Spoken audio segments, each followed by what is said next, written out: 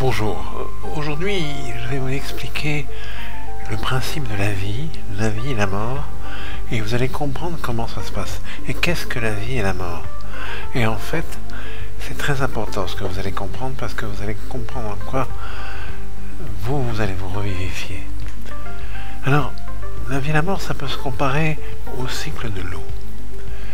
L'eau, la mer entière, s'évapore en grande partie. Elle s'évapore avec le soleil. Elle devient quelque chose de subtil, qui est invisible. La vapeur d'eau ne se voit pas vraiment. Bon, quelquefois, quand il y en a beaucoup, on la voit sous forme de nuages ou autre chose, mais habituellement, elle ne se voit pas vraiment. Elle est transparente, comme invisible.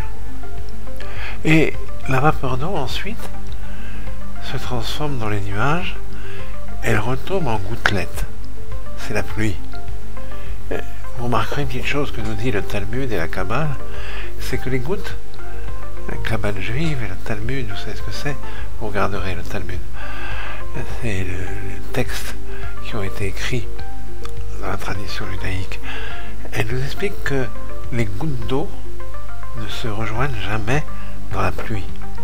Sinon, on recevrait des seaux sur la tête. On recevrait des masses énormes d'eau. Imaginez toutes les gouttes qui se rassemblent. On aurait tout ça sur la tête. Mais non, les gouttes ne se touchent pas. Elle dit même, la Talmud dit même que si les gouttes se rassemblaient, ça ferait une explosion terrible. Ça ferait quelque chose d'horrible. Et elle va ensuite, cette eau va rentrer dans la terre à l'intérieur. Elle va passer par les roches et tout ça, et ressortir au niveau de la source dans une eau très pure. Une eau complètement renouvelée.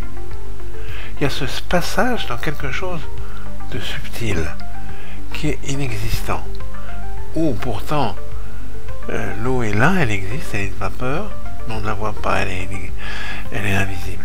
Pareil, pour un fruit d'un arbre, pour le fruit d'un arbre. Le fruit d'un arbre va tomber, et tout va pourrir, le fruit va pourrir, la graine va pourrir. La graine, à un moment donné, va même disparaître.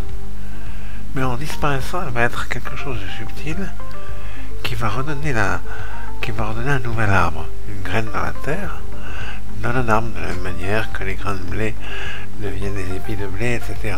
Chaque épi va donner des dizaines d'autres grains de blé. Il y a une espèce de renouvellement en passant par un état subtil qui est celui de la disparition. Le grain de blé pourrit dans la terre, il disparaît en quelque sorte. Et il devient un épi de blé.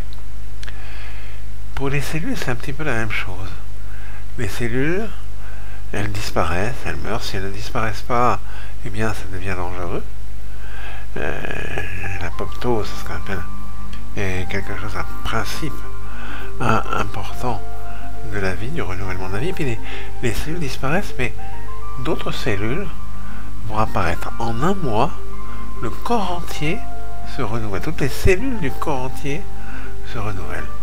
Il y aura une petite note à faire sur l'idée de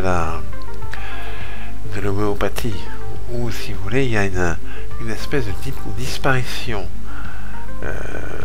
d'un toxique, de quelque chose, qui va devenir, si vous voulez, une trace subtile. C'est-à-dire qu'il n'y a plus rien dans le remède homopathique, dans une bouteille de remède homopathique, à moins que le nombre d'Avogadro. Et pourtant, c'est ça qui va être le principe guérisseur. À l'époque, Benveniste, le chercheur benveniste, pensait qu'il y avait donc, il avait décrit, et il avait été suivi en cela par Montagnier, le prix Nobel, le fameux prix Nobel, et il avait pensé, donc il avait montré qu'il y avait une espèce d'énergie qu'il voulait définir par une fréquence, qu'il voulait qualifier par une fréquence. Il disait même qu'on pourrait guérir les gens un jour en leur envoyant simplement des fréquences. J'ai plusieurs vidéos qui sont sur les fréquences et sur les thérapies par fréquence, et je vous conseille d'aller les voir. Thérapie par les ondes, vous verrez. D'accord? Alors, c'est un processus. Et c'est pareil d'ailleurs dans la mort d'un individu.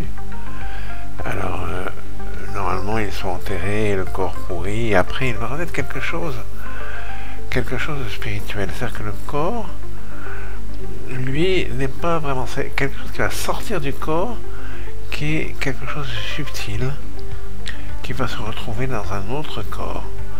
Et là, ça va être un renouvellement, c'est la réincarnation, telle qu'elle est décrite par beaucoup de religions, pas tellement par le christianisme et l'islam, parce qu'elle pense qu'il y a, pour les croyants dans ces religions, obligatoirement une direction vers le paradis, mais même chez eux, il y a ce principe de réincarnation. Donc, le corps est abandonné par le principe subtil, comme l'eau qui devient vapeur, et ce principe subtil va se réincarner dans un autre corps qui va naître. Et cette chose-là, elle existe aussi chez tout le monde lorsque on dort. Quelqu'un qui dort, en fait, ce qui est subtil en lui va quitter le corps. Il va quitter le corps et il va revenir le lendemain matin, il va être complètement renouvelé. Il y a un renouvellement, c'est-à-dire qu'il est à nouveau réhabité. Le corps qui est endormi va être réhabité par cet esprit subtil, par cette partie subtile de l'esprit. Ce qui fait que le sommeil a été comparé à la mort. On dit que c'est un 60e de la mort. C'est un principe comme ça. Je crois que c'est un 60e, je ne suis pas sûr du chiffre, ou qu'il y ait un chiffre. Et donc le lendemain, il y a ce renouvellement. Chaque jour, il y a un renouvellement de l'individu qui est comparable à une espèce de petite mort, mais qui est plus que ça. Alors vous allez vous renouveler parce que chaque jour c'est quelque chose qui se fait et vous vous renouvelez. Et pensez que s'il y a des gens, pour les gens qui ont disparu autour de vous, des gens qui ont des connaissances, eh bien pensez simplement qu'ils sont dans un état subtil, et que dans cet état subtil, ils vont aussi se renouveler. Pensez à eux comme étant dans une lumière.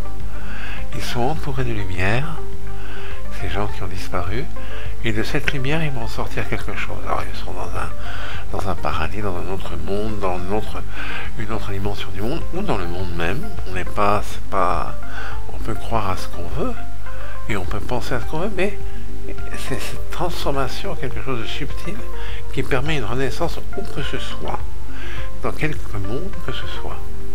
D'accord? Eh bien écoutez, je vous souhaite d'avoir de bonnes pensées et de vous renouveler chaque jour jusqu'à 120 ans et même plus, pour être toujours de mieux en mieux et de plus en plus renouvelé, de plus en plus pur comme l'eau de la source.